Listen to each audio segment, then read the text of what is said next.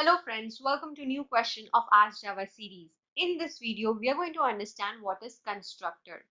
So constructor is a block or a special method which is used to initialize the object.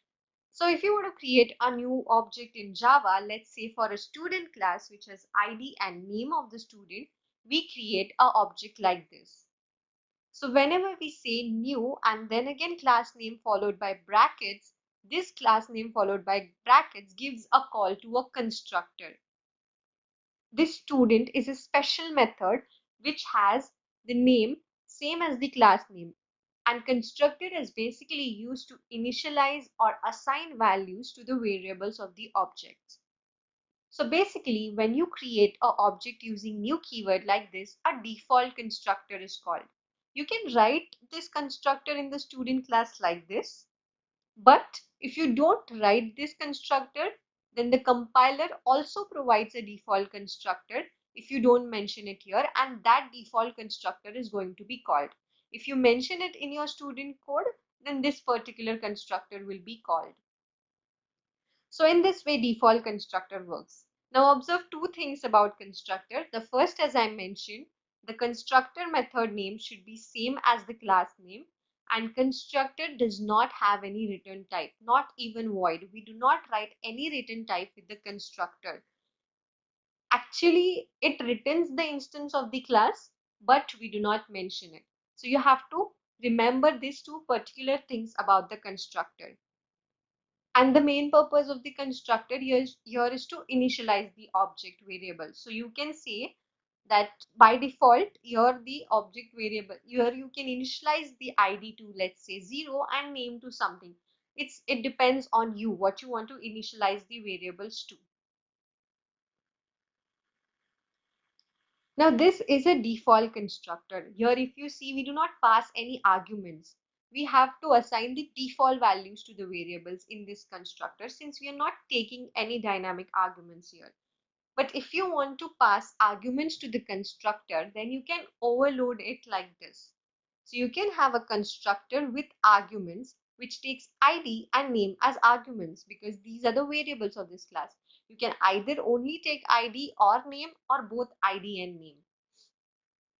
And in this, you can initialize the values of this particular class with the past arguments. So inside this, you can write that logic to initialize the values of the variable with the past arguments.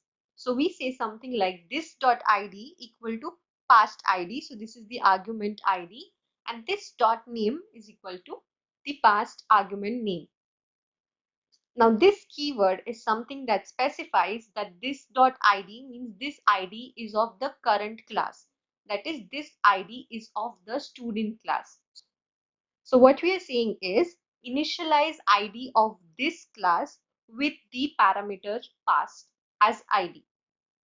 So this is known as parameterized constructor since it takes parameters. So we have two types of constructor, default and parameterized. Now let's implement this in the actual program. So here we have a project constructor example inside which we have a main class.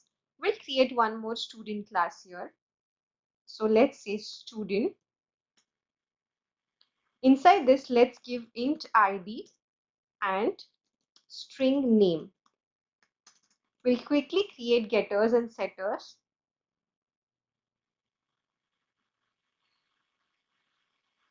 So here we have getters and setters. Now we're going to create object of this class. So let's say student equal to new student. This particular student is the reference variable for the object, and here we are going to call the constructor. Now if you observe, we have not mentioned this method anywhere, right? So as I said, compiler provides a default constructor, but you can also write it like this over here. So this is a constructor. Inside this, if we print something, let's say default constructor called. Now let's see if our constructor is getting called on creation of this particular object. So we are going to run this project, and here we have default constructor call. So as you can see, on creation of the object itself, constructor is called. And again, observe, the constructor name should be same as the class name and it does not have any return type. And it can only have public keyword with it. No final, no static, nothing else. Only public keyword you can assign to the constructor or any other access modifier like private or public or protected.